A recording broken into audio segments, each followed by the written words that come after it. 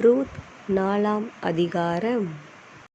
Boaz பட்டணவாசலில் போய் உட்கார்ந்து கொண்டிருந்தான். அப்பொழுது போவாஸ் சொல்லியிருந்த அந்தச் சுதந்தரவாளி அந்த வழியே வந்தான். அவனை நோக்கி, ஓய் என்று பேர் சொல்லிக் கூப்பிட்டு, இங்கே வந்து சற்று உட்காரும் என்றான். அவன் வந்து உட்கார்ந்தான்.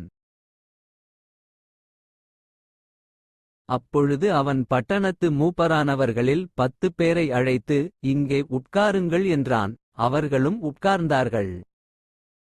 அப்பொழுது அவன் அந்தச் சுதந்தரவாளியை நோக்கி, எலிமெலேக் என்னும் நம்முடைய சகோதரனுக்கு இருந்த வயல் நிலத்தின் பங்கை மோவாப் தேசத்திலிருந்து திரும்பி வந்த நகோமி விற்கப் போகிறாள். ஆகையால் நீர் அதை ஊராருக்கு முன்பாகவும் என் ஜனத்தின் மூப்பருக்கு முன்பாகவும் வாங்கிக் கொள்ளும்படி உமக்கு அறியப்பண்ண வேண்டும் என்றிருந்தேன். நீர் அதை சுதந்தரமுறையாக மீட்டுக்கொள்ள மனதிருந்தால் மீட்டுக்கொள்ளும். அதை மீட்டுக்கொள்ள மனதில்லாதிருந்தால் நான் அதை அறியும்படிக்கு எனக்குச் சொல்லும். உம்மையும் உமக்கு பின்பு என்னையும் தவிர அதை மீட்கத்தக்கவன் வேறொருவனும் இல்லை என்றான். அதற்கு அவன், நான் அதை மீட்டுக்கொள்ளுகிறேன் என்றான். அப்பொழுது போவாஸ், நீர் நகோமியின் கையிலே அந்த வயல் நிலத்தை வாங்குகிற நாளிலே மரித்தவனுடைய சுதந்தரத்தில் அவன் பேரை நிலைநிற்கப் பண்ணும்படிக்கு அதை மரித்தவன் மனைவியாகிய மோவாபிய ஸ்திரீயான ரூத் கையிலும் வாங்கவேண்டியது என்றான். அப்பொழுது அந்தச் சுதந்தரவாளி, நான் என் சுதந்தரத்தை கெடுக்காதபடிக்கு நான் அதை மீட்டுக்கொள்ள மாட்டேன். நான் மீட்கத்தக்கதை நீர் மீட்டுக்கொள்ளும். நான் அதை மீட்டுக்கொள்ள மாட்டேன் என்றான்.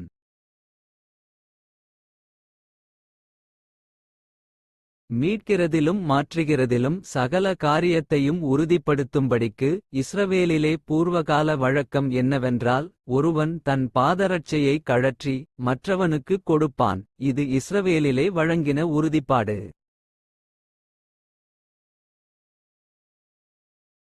அப்படியே அந்தச் சுதந்தரவாளி போவாசை நோக்கி, நீர் அதை வாங்கிக் கொள்ளும் என்று சொல்லி தன் பாதரட்சையை கழற்றிப் போட்டான்.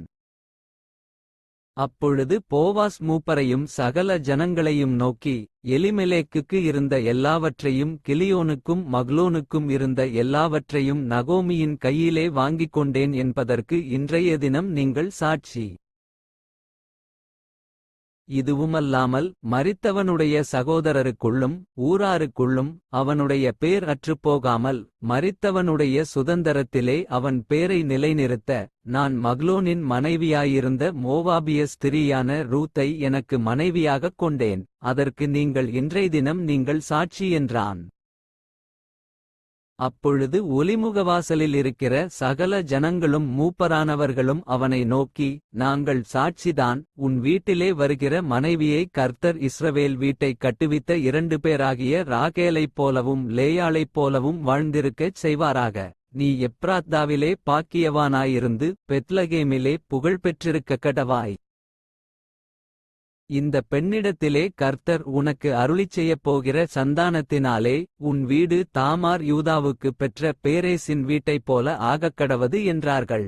போவாஸ் ரூத்தை விவாகம் பண்ணினாள். அவள் அவனுக்கு மனைவியானாள். அவன் அவளிடத்தில் பிரவேசித்தபோது அவள் கர்ப்பந்தரித்து ஒரு ஆண் பிள்ளையை பெறக் கர்த்தர் அனுக்கிரகம் பண்ணினார். அப்பொழுது ஸ்திரீகள் நகோமியை பார்த்து, சுதந்தரவாளி அற்றுப்போகாதபடிக்கு இன்று உனக்கு தயை செய்த கர்த்தருக்கு ஸ்தோத்திரம். அவன் பேர் இஸ்ரவேலிலே பிரபலமாகக் கடவது.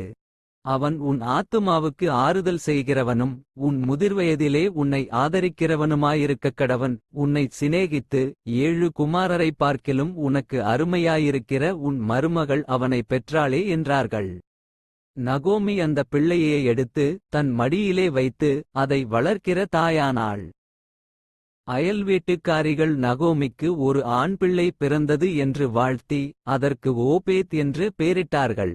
அவன் தாவீதின் தகப்பனாகிய ஈசாயின் தகப்பன். பேரேசுடைய சந்ததி வரலாறு. பேரேஸ் எஸ்ரோனை பெற்றான். எஸ்ரோன் ராமை பெற்றான். ராம் அம்மினதாபை பெற்றான். அம்மினதாப் நகசோனை பெற்றான். நகசோன் சல்மோனை பெற்றான். சல்மோன் போவாசை பெற்றான். போவாஸ் ஓபேதை பெற்றான். ஓபேத் ஈசாயை பெற்றான். ஈசாய் தாவீதை பெற்றான்.